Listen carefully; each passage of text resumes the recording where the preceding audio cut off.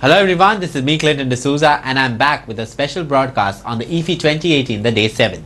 Goa 365 will take you across the Day 7 of the 49th International Film Festival of India and show you all the major happenings in small tits and bits from this IFFI special, which is known as the IFFI Jagor.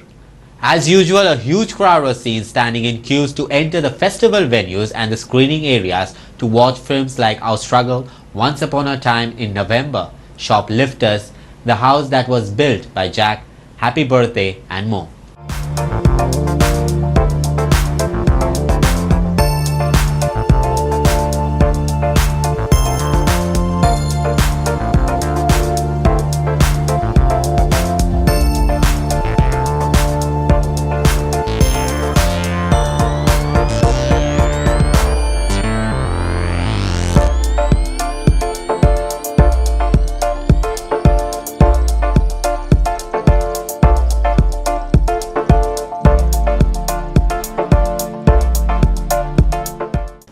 They say that journalists and film critics play a major role in the films reaching to the people. On the day 7th of this, a packed auditorium was witnessed live famous B-Town journalists, anchors and critics from across the country. Goa 365 presents you an interactive session, The Thinning Lines Between the Critics involving Anupama Chopra, Rajiv Masad, Ankur Mehra, Koman Nahata, Bhavana Soumya and Shad Ali. I think the only lines that are blurred or clear are the lines that lead up to the box office. I think rest, I think it's just a good film or a bad film. It doesn't matter whether it's expensive or not expensive or whether it has got artistic value in it. It's for people to, and you all to decide that. I think the job of the filmmaker is to make a film, and the job of the critic and the audience is to like or dislike a film and critique it and go or not go and see the film. And I don't think the film should be ever judged on the hard work and the money that's put into a film. Absolutely. And that will be, I think, too, I don't know the right word, presumptuous on the part of the filmmaker to expect that you're going to be judged, because I think everybody in a good or bad film is putting the equal amount of sweat and blood or not. That's up to how they make a film. I think a lot has changed, though I've not been around for that long, but in the 20 years odd I've been there, I think a lot has changed in terms of, I think right now what has happened is that everyone's got an equal level playing field to exhibit their films and exhibit their work. And I think the theatres are kind of, because they have to pay heavy rental bills, so they are not under pressure from distributors or big banners to hold on to films in the theatres, even if they are running to empty houses anymore. So if a good film is there, it'll make its way through and cut any big bad film also that's there in the theatre. One would think that the exhibitors are in touch with the audience and so they know. But over a period of time I've realized all that they understand is, अगर opening अच्छी लगी है तो बोल दो picture hit है, और अगर ओपनिंग नहीं लगी है तो बोल दो पिक्चर फ्लॉप है. 90% टाइम्स तो राइट जाएंगी. But they don't realize that 10% of the times things change. A film में open very low, but if it has good content, it picks up and so phenomenally that it becomes a hit. And sometimes, like Thugs of Hindustan, it took the biggest ever opening, 50 crore plus. Now, no film to this date has taken this kind of an opening, but most of the exhibitors were scared to say that शायद ये picture नहीं चलेगी, because they said 50 crore है तो कैसे नहीं चलेगी. So I think a lot of exhibitors only translate the first show collections and try to pass it off as their judgment, which is not the right way, because we all know what happened to Thugs of Hindustan. I think Hindustan has never been such a bad word. Sorry. So, but yes, one needs to get into the psyche of the audience and understand what they are liking in the film or what they are not liking. We've seen so many instances where there are movies that are being made which are really short budget movies, real small budget movies, which really don't have any share of voice in terms of mental recall for audiences. But just on the back of the content, and the back of the storyline, on the back of the entire ingredients that go on to make a good film, they have really turned out to become real spinners in their respective markets. And I'm talking also about not only Hindi and English, but I'm also talking about regional markets also. Uh, Movies like The Humble Politician in Kannada language, or some Bengali movies also, which are very small otherwise, have been able to spin up the overall box office for themselves. So I think I kind of concur with them in terms of the essence of turning around, or in, like you said, can social media really change over the tide and all? I think social media just becomes an extension of what people are over here on ground, and just kind of manifests itself into the way they represent themselves in a social environment like Facebook or any other platform for that matter. Discovered and defined by these very wonderful filmmakers. And a question we were always asking all the film actors and the filmmakers was, so is it an art film, is it a commercial film, is it a parallel film? And I learned a lesson from my favorite actor, Shashi Kapoor, who said, there's nothing like an art film and there's nothing like a mainstream cinema. There are either good films or there are bad films. How much do you agree with this? And then why do we discuss this, that the lines are blurring and, it's confusing? Because you just watch movies. What do you think, Anupama? At that time, Bhavna, there were definite lines in the sand. There was a very definite art house cinema which had its own superstars, which had Shabana and Smita and Nasir and Om. That was the quartet that led that. Then there was the very, very commercial cinema of a Manmohan Desai or a Prakash Mehra in the 70s. So the lines were, absolutely, like you could see them. Yes. Then you had the middle of the road cinema, which was led by Amol Palekar and Basuda and Rishida, and which was rooted in a social reality, but not, let's say, arty, quote unquote, in the way that we would associate with art films. The sort of very slow, usually, the cliche was always that it would be really poor people who the director had he had no experience of that life, but because that was a politically correct film to make. But I think what's amazing is that now the lines are blurred, and honestly, the conversation now I think is moot. There is no art house cinema or mainstream cinema. We're all watching and making and applauding everything. I think when you see some of the films that have done really well this year. You see an Andhadhun. What is Sriram Raghavan? Is he art house? He's FTII. Does that make him art house? What Ayushmann Khurrana, is he art house? They're not. That's a film that's made a crap load of money. There's Badhai which has made so much money. 200 crores. Yeah, and a film that I loved, but a film that, imagine talking about the pregnancy of an older woman, like where would that happen? So I think the lines are, completely extinguished now, and it's a wonderful thing. When I started as a journalist, Hindi cinema was a monolithic entity. There was one type of Hindi cinema, and it was, as a viewer, very boring, because every Friday you would go in and see a variation of the same theme. And I think truly now we're in a place where you don't know what you're going to watch, and that for us is a very exciting thing. So, Rajiv, as Anupama rightly put it, that the art and the commercial and the parallel cinema was defined by a couple of things, which I may add. One was the budget of the film. Two, the filmmaker's sensibility. Three, usually gender-oriented, about women-oriented films. Often about rural cinema rather than urban cinema.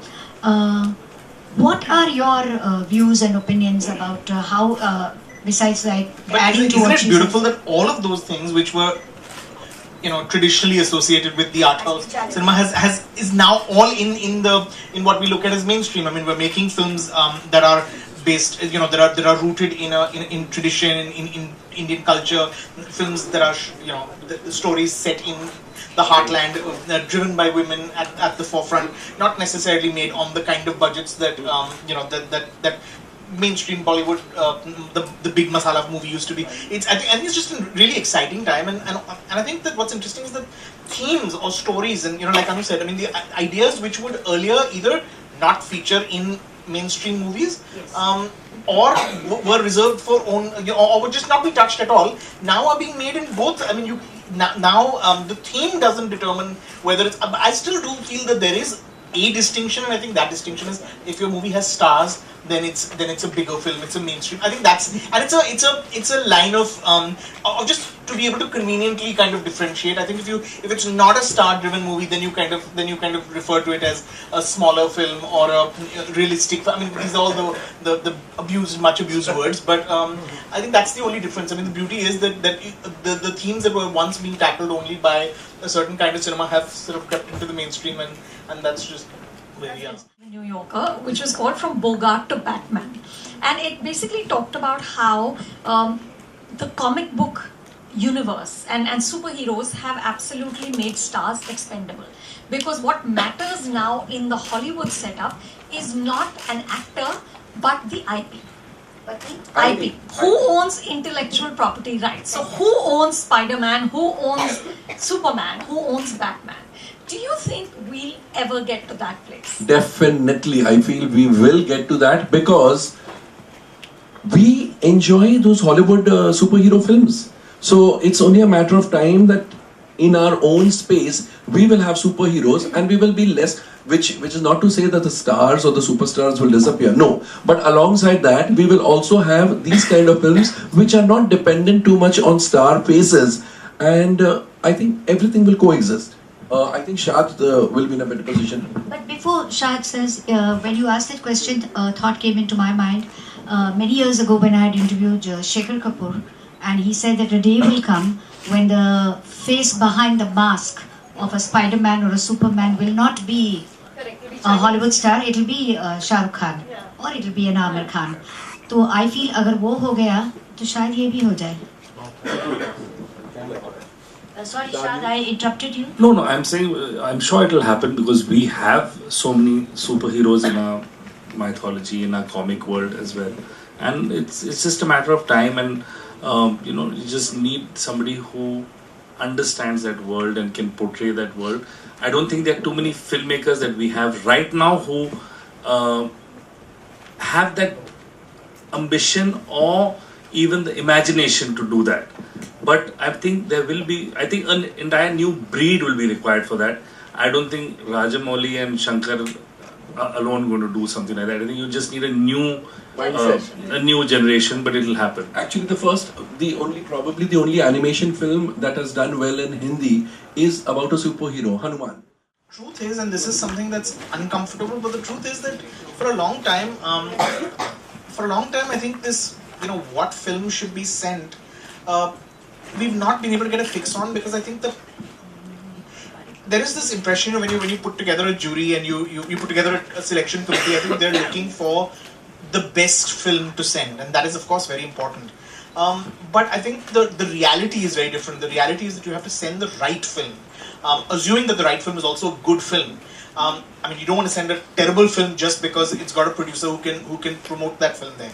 You want to send a good film that may not be the number one best film, but if the number one best film is this small little indie, which is a lovely film, which really, and this is an uncomfortable truth, which our government should be doing everything needed to make sure that we can launch the exact size campaign that a French film or a Spanish film or whatever that is going from their countries being represented by the big studios. The thing with Reema Das's film is that it didn't have a big studio that acquired it and that bought it.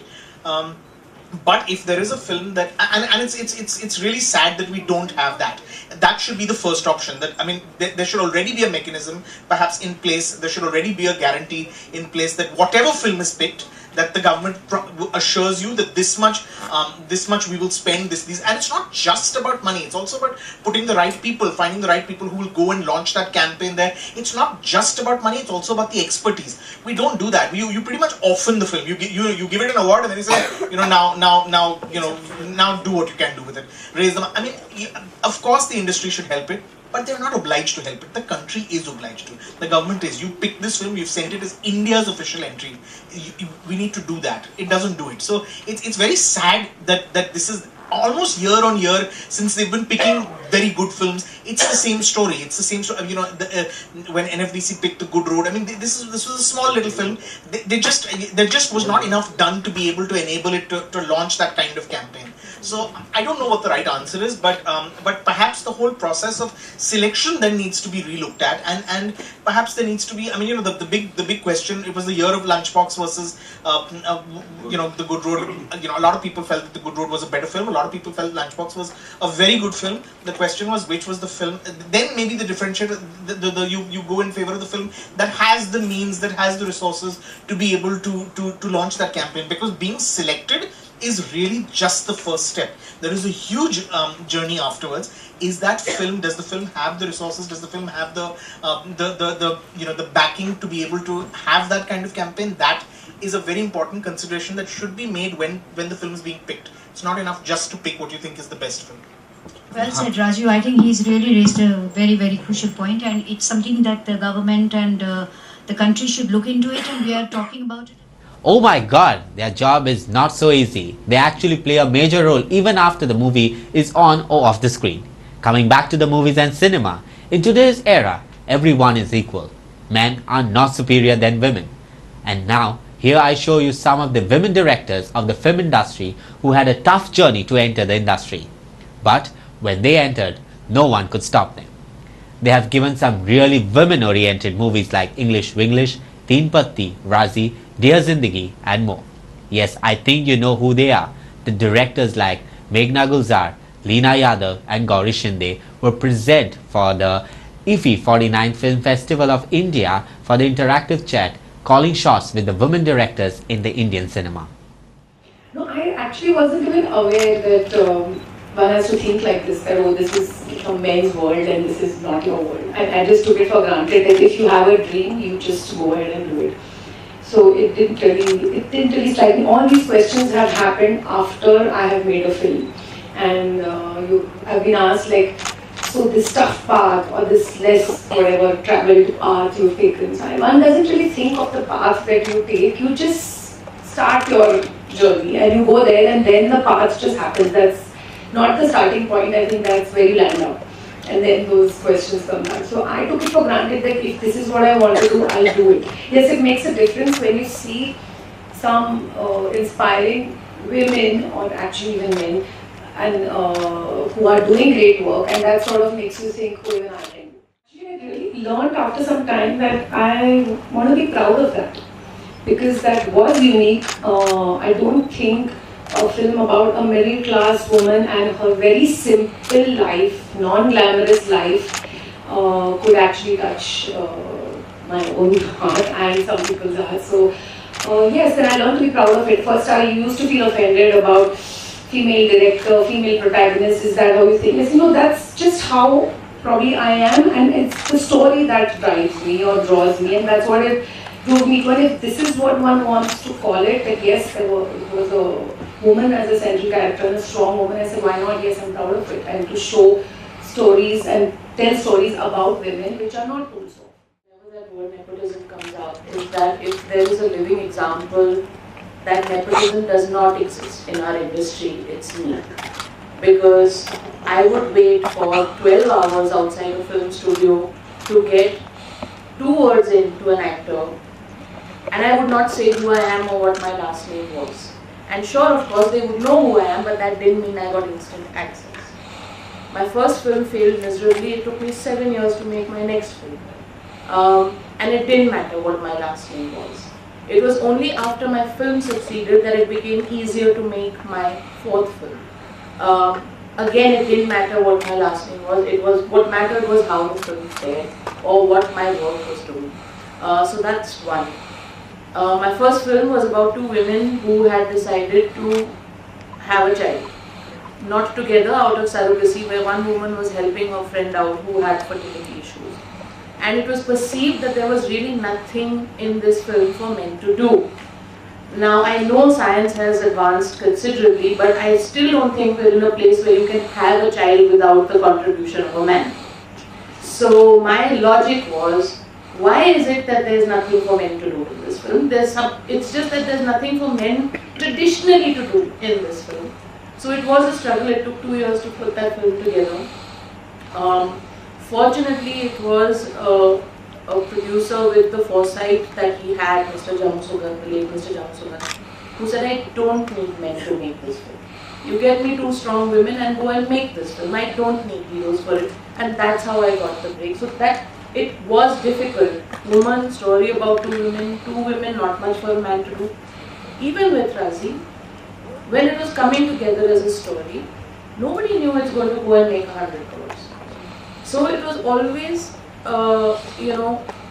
a very careful project because it had the leading protagonist was a woman. And that did affect all the numbers that were involved in the making of the film. I think it's just getting better. It's just going on getting better. Actually, English happened is very difficult to actually get a producer. I really wasn't as lucky to, again, a middle class woman, village woman in a sari, being the protagonist of a film, not exciting for anybody.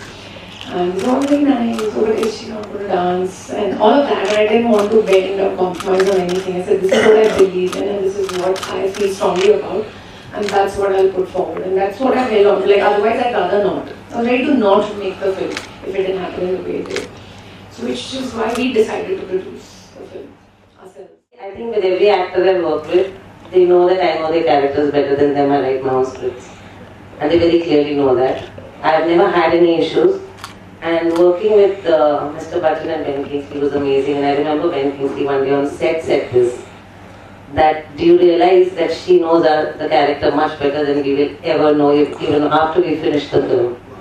So I think we should just quietly listen to her. I don't know, it's my luck or whatever. And I also have that slight arrogance that I also need to feel the confidence in them. It's not just them and me. Because I don't, once they're engaged to start the project for me, they're not stars anymore. They're co-workers, they're partners in their team. So I'm not in awe of feeling like, oh my god, I'm working with a star, or I'm working with I have tremendous respect for the craft and for their talent, but then it's about the team and what we together do. And I think what she said was absolutely right. They test you. And I think that applies to male or female directors. Because they are also coming from a place of insecurity. They want to know they're in the right hands. So if they take your, whatever directions, they're moving in the right direction. So they will try and figure you out. But I guess once they do, it's really okay. What you're supposed to do now that you're successful, you have to follow a certain pattern or whatever. And I said, I don't care. I mean, unless something as forceful comes, I'm not going to. So I just approached Lily also with the same purpose. Yeah. Now we'll tell you a story of a 10-year-old boy from Leh. Mistakenly, he breaks a school friend's chair, and this becomes a turning point in his life as he goes through difficulties to make up for it. This chair becomes the metaphor in this awakening journey of his life, quest for inner truth and reality in the adult world. I got in touch with the man who directed this magnificent movie, Walking in the Winds, directed by Praveen Dorchale. This was shot in the hilly remote Himalayan areas. Watch him. I'm a second resident of Goa. I always come every year, and most of the time I come twice, thrice in a year for holidays, and I love Goa. That's a separate thing. But I'm very humbled, that one regional film is getting a window, to showcase our various regional movies here. So Indian Panorama and IFFI is giving a lot of opportunities for the local filmmakers to showcase their talent, the artist and everybody, culture. So we are presenting that different kind of cinema to the world audience here. Okay. Tell me about this movie of yours and more about for the audience as well. The movie is very simple, I think the beauty of this movie is the simplicity. Okay. Simplicity of the nature, simplicity of the people, and the story is also very not complicated. There is no much of drama and all, but yes, it's set in a mountain terrain, so it's very tough to run every day for 5 kilometers, 6 kilometers with the chair. Yeah. So it's like one boy, he acts in the film. He breaks his friend's chair and he tries to repair that chair because he feels guilty. Okay. So before exam comes in 4 days, he's trying to repair the chair, and through the journey of that chair and the boy, we are showing the whole society, family, culture and everything. Okay. And more important is this chair could be the metaphor. Anything is broken in our life, our personal life, society, countries, relationship. So it's like a metaphor for many things philosophically. So it is our responsibility to repair ourselves. As we have seen, you have not taken any professional actors, kind of like she's from the theatre. This boy is like a budding star of Ladakh over here. So how did you manage in selecting such beautiful, amazing talent? You know, I like working with the non-actors. So in the movie, like you have a disabled blind person, he's a real blind. Correct. There is a carpenter, he's a real carpenter. There is a teacher, he's a real teacher. There is a poet, he's a real poet. So I try to find the real life characters. I mean, if I need a poet, I try to find the poet. So I don't have to direct him. He himself is a poet. He knows what the life is a person living. So I most of the time she is our theatre artist. So I like a singing and dancing in the film. So she has done the role. The boy is a school boy, so he knows how to behave in the school. Correct. So it's not like I'm taking somebody from Mumbai, living in a big area, studying in and suddenly going to the village and not knowing what to do. So I generally work with the non-actors from the local people and the local language. Do you think taking like non-professional artists is a big task later? No, for me it's a most easier job. They make my life most important and most easy, They do what they want. They don't do their own, because they don't have any experience of, I have to be looked like this, I have to do this, they are themselves, that's it. And every individual is very unique in this world. Yes, correct. So if this boy walks like this, is fine, as long as he is a character. So yeah. Thank you so much sir. Ma'am, आपको कैसा लगा इस picture में काम करके? मेरे को बहुत अच्छा लगा बहुत अच्छा लगा, क्योंकि इसके वजह से हम लोगों को भी थोड़ा हिम्मत मिलता है, क्योंकि वहाँ लद्दाख में इतना सीज़न नहीं होता है. 5-6 तो सर्दियों में चले जाते हैं, फिर वहाँ पहुँचने में बहुत मुश्किल होता है. फिर भी सर ने इतने दूर गाँव जहाँ पे गाड़ियाँ हफ्ते में 1 बार 2 बार आते, वहाँ उस जगह पे शूटिंग किया. बहुत अच्छा लगा. ठंड इतना था, पानी, फिर भी सर को ठंड नहीं लगते हैं. हम तो वहीं का है, तब भी ठंड होता है थोड़ा. मगर इस फिल्म से मुझे बहुत अच्छा सीख मिला है, क्योंकि फिल्म जो एक्टर से नहीं बनते हैं, नॉन एक्टर से भी बना सकते हैं, है ना. फिर मैं एक थिएटर आर्टिस्ट हूँ. थिएटर में भी यहीं सिखाते हैं, जो लोगों को वर्कशॉप करके या कुछ बता के या कुछ ऐसे. आपने तो थिएटर में ऑलरेडी काम किया, पर इसने पहली बार काम किया. आपको कैसा लगा इसके साथ काम करके? बहुत अच्छा लगा. ये बहुत मेहनती है, बहुत मेहनती. डायलॉग दे दूं, जितना भी लंबा दे दूं, इनको याद होते हैं. पहले सोचती हूँ इसको याद है कि नहीं, बाद में जब शूट पे निकालते हैं, एक्शन बोलेगा ना, ये पूरा उसी में घुस जाते हैं. कोई दिक्कत नहीं हुआ. डायरेक्टर साहब ने बताया कि ये इसका सिलेक्शन पत्थर उठा के हुआ. आपका सिलेक्शन कैसे हुआ था? जो वहाँ लद्दाख का एक लाइन प्रोड्यूसर है ना, उन्होंने मुझे, मैं फिल्म में बहुत काम कर चुकी हूँ. यहाँ के थिएटर जो डेनी सर का एक वो बाइस्कोप वाले आए थे, उसमें भी मैंने काम किया था, और लक्ष्य में भी काम किया था.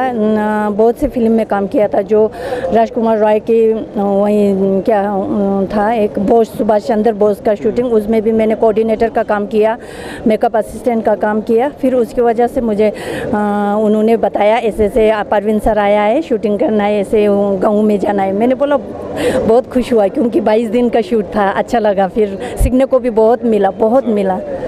Thank you ma'am. आपको कैसा लगा काम करके? मुझे बहुत खुशी है कि मुझे एक्टिंग करने में परवीन सर ने. तकलीफ हुआ लाइक पहला दिन, दूसरा दिन? पहली बार मुझे थोड़ा मुश्किल हुआ थोड़ा. अभी तो मैं बहुत खुश हूँ. अभी और एक्टिंग करोगे, और पिक्चर मिलेगा तो मैम के साथ काम करोगे? और हाँ करूँगा. मैंने सुना आप पहली बार प्लेन में पहुँचे हो, बैठे हो, बाद में पहली बार लेह से बाहर निकले हो. सो कैसा लगा लेह से बाहर आकर, और बिना ठंडाई आपको गोवा में कैसा लग रहा है? गोवा में तो बहुत गर्मी है. मुझे गर्मी लग रहा है, क्योंकि मुझे ठंड में रहने की आदत है ना. बहुत गर्मी लग रहा है इधर. पर अच्छा लग रहा है गर्मी? अच्छा लग रहा है. ऐसा गर्मी पहला कभी नहीं मिला. नहीं. Okay, thank you so much और wish you all the very best. Thank you. जुले, हम लद्दाखी में बोलते हैं जुले. नमस्ते. Thank you. एक बार करके बताओगे आप सबको जुले. No film festival, event or glamour night is complete without its red carpet. And on Monday, the day 7, some of the celebrities from the global film fraternity added quota of glamour to the event.